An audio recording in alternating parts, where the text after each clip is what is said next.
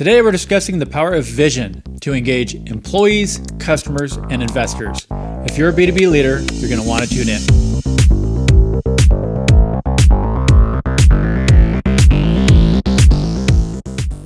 All right, welcome back to one of these podcasts. I'm David Marsh. So I recently had a meeting with a visionary leader, and his forward thinking and enthusiasm for the future of this company resonated with his team, customers, and investors. And that got me thinking about the importance of visionary leadership. You know, the kind that sparks genuine excitement and enthusiasm for a brand. And to me, Steve Jobs personified a visionary, someone who just seemed to bring us technology from the future. And he was able to successfully equate Apple as a visionary brand, introducing new categories like the iPod and the iPhone. Apple's marketing reflected this at the time with Think Different. Before the iPhone, Nokia and BlackBerry dominated the market. And then Apple completely changed the game with the smartphone. Now, Steve Jobs got people excited about Apple and where they were headed, which resonated with employees, customers, and investors. And that is where the real magic is. A visionary statement doesn't do that. It takes a visionary leader to look ahead and to see how things can be done better. Another great example of visionary leadership is Tony Fidel and Matt Rogers. Before Nest, the thermostat was an old, boring device that really hadn't changed for decades. And then come two former Apple employees to reimagine and to innovate a device that we didn't even know needed innovating. With the Nest, we could now schedule our thermostat while we're away from home and optimize our energy bill.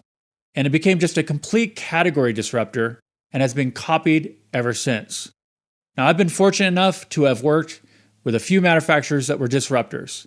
And the one thing that I learned is that if you have success, a lot of companies will emulate what you've done. So just look at how many smartphones and smart thermostats are out now.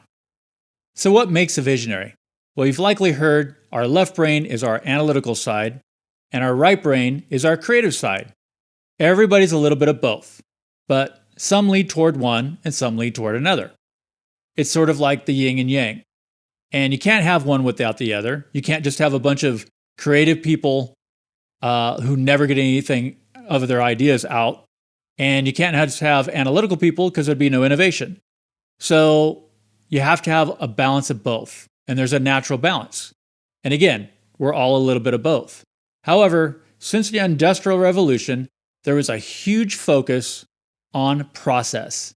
And the school systems that were developed at the time started focusing on left brain thinking and purged out right brain thinking of children to be very process oriented, focusing more on science, technology, engineering, and math, and less on art, music, writing, and dance, or any of the other creative outlets.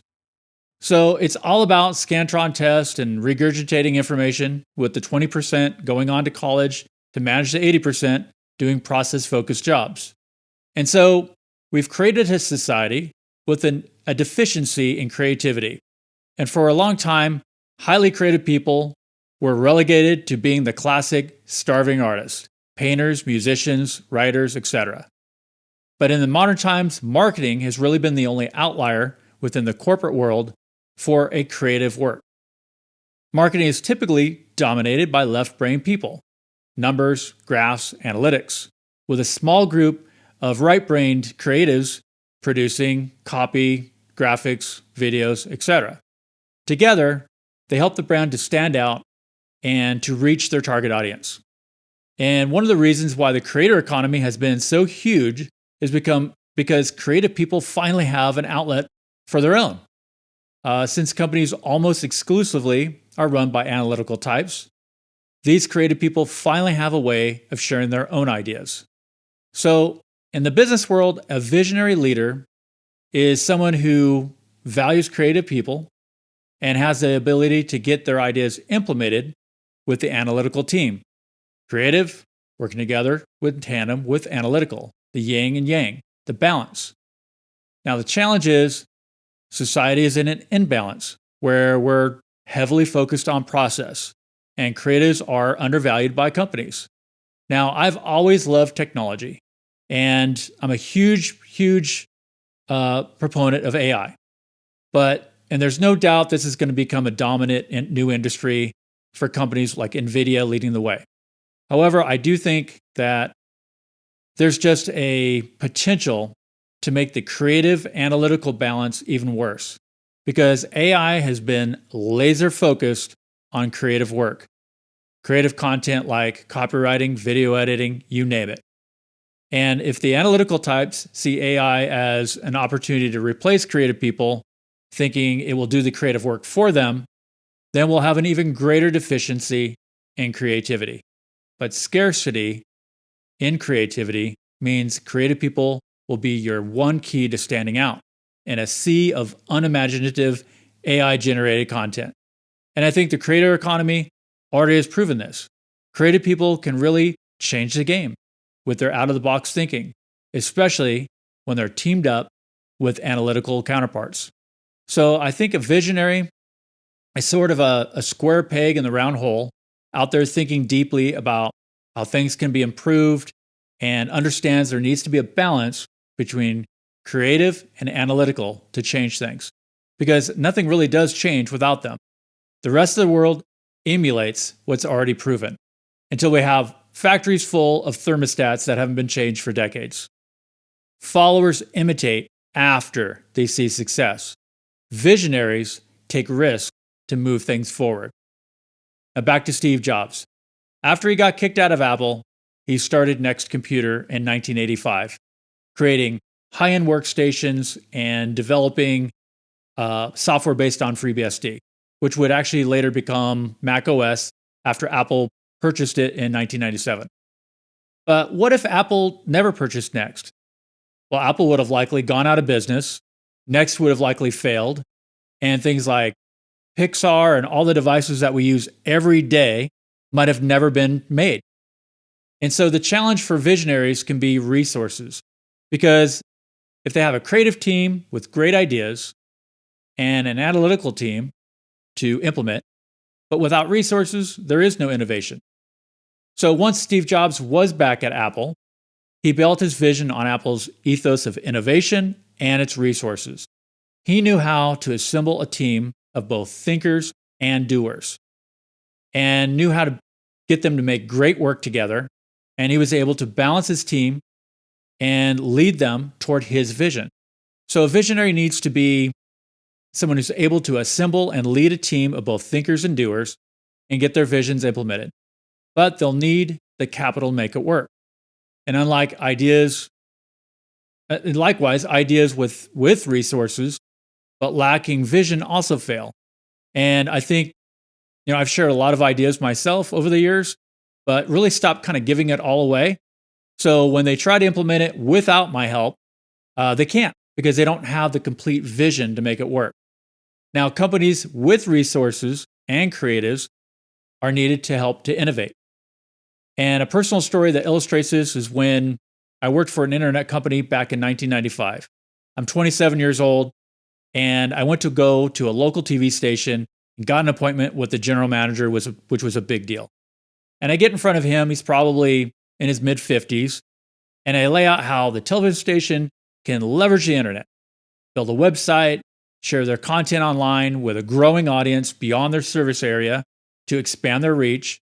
Taking the station online would allow them to make their video content or their content available on the internet to access their news content on demand.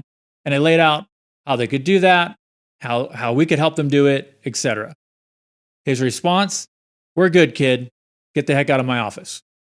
4 years later, that television station wound up being sold because they couldn't afford to go digital, which was mandated, and got bought by a large conglomerate who immediately took their news online. So a lot of times, managers who lack or block innovation and innovative ideas can actually destroy the future of the business, because while they have the resources, they might not have the vision. Now, convincing people to change how they're doing things often takes pain or fear of losing what they have. For example, if you're running a service company, you don't have a widget. You don't have a device that's going to be a category disruptor. You don't have anything to show to get people excited about, which is a big piece of, getting somebody to visualize their life with this new thing, how it's going to help them, how it's going to make their life better, etc. Because services are intangible, they can't be seen, touched, or experienced before purchase. And it really requires the prospect to really buy into someone's vision of doing things differently, which is an order of magnitude harder than selling a tangible item. So visionaries look ahead and they see the problem with staying the course, because staying the course doesn't always lead to a good destination. Maybe the ship is heading toward the rocks. But the captain and the crew are saying, we're good. We've been selling this heading for a long time. So the visionary needs to be able to persuade. Let's take the economy right now. If we look at 1, maybe 2 years from now, what do you see? What are CEOs doing to mitigate risk and to maintain business continuity? You look at how many of these companies do massive hirings, which bleed out the job market, and then they do massive firings. What's the long-term impact of doing that over and over and over again? And what's the cost of rehiring and retraining? Now consider customer acquisition costs. They're already gone through the roof, with some B2B industries looking at 75% increases over the last 5 years. That's right now. That's not 2 years from now. So why are companies still allowing their managers to hire the same way they did 5 and 10 years ago, where they do these big, deep hires and create this bureaucracy that limits accountability? And it also creates a higher cost for every single customer because they have a lot of roles that could have just easily been outsourced. So I've personally been trying to convince corporate leaders to switch to a hybrid model where their direct team are the people they pay the most, because finding really good talent and keeping them is a huge deal. In fact, people are actually keeping talent that they probably would like to get rid of, but the cost of rehiring and retraining people is so expensive that they wind up keeping people that they know aren't really cutting it. And I think another big issue is that some in upper management are just more focused on their own career by hiring these large inside sales teams, because it's just more impressive to have hired and managed a team of 50 BDRs than to have outsourced a team of 50 BDRs on a resume. And that's just why you see so many of these large companies just buckling under the weight. So who cares about your company? Are your managers concerned about company profitability? When bonuses only depend on hitting sales targets, managers are going to become laser focused on those numbers, even if it means ignoring cost-saving opportunities. And that really prioritizes quick wins over long-term growth, leaving your company vulnerable to, economic downturns. And managers who are focused on just building these large inside sales teams as a way of demonstrating their influence, their capabilities, can create just serious waste and balloon customer acquisition costs. So what can you do as a business leader? Well, in addition to sales numbers, reward customer acquisition cost reduction and operational efficiency. Share the bigger picture with your management team. And lastly, challenge the status quo and reward out-of-the-box thinking. Now, a big piece of the service side for me is getting leadership to change how they hire, because the cost of customer acquisition is just going up dramatically. So making the decision now to outsource versus when, while it's a competitive advantage versus when everyone starts doing it is really the key. Now, I'll leave it right there. You can check out wavereps.com if you want more information on sales outsourcing. But one other thing I want to add was, vision isn't always valued. When someone that I've talked to, years ago tells me, man, you were 10 years ahead when you were telling us to do this. But if I wasn't able to persuade them 10 years ago, it really doesn't matter. It's like saying, I should have bought Bitcoin 10 years ago. So it's only changing people's minds from how they're currently doing things to doing it in a better way. Do I have any satisfaction? So vision plus the ability to persuade is really the key. Now, if you're a creative who has just a bunch of great ideas, but you don't have the resources to get them to make them happen, you need to take risks and become an entrepreneur.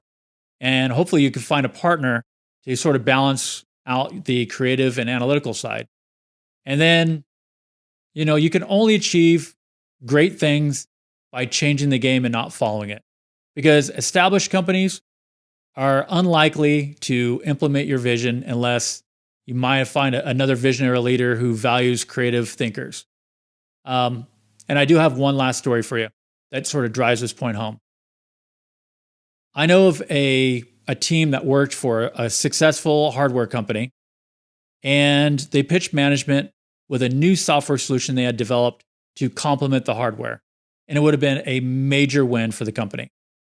But they got shot down because management was more concerned about maintaining the status quo and not competing against other software companies they had partnered with. So the team quit, started their own company, and created a wildly successful software product. And the company that turned them down went out of business. So remember, hire the visionaries, create teams of thinkers and doers, take risks, and change things. And there you have it, a deep dive into visionary leadership and some of the key areas for B2B leaders so they can help drive success. Well, thank you for tuning in to today's episode of One of These podcasts. Until next time, stay innovative and stay ahead of the curve.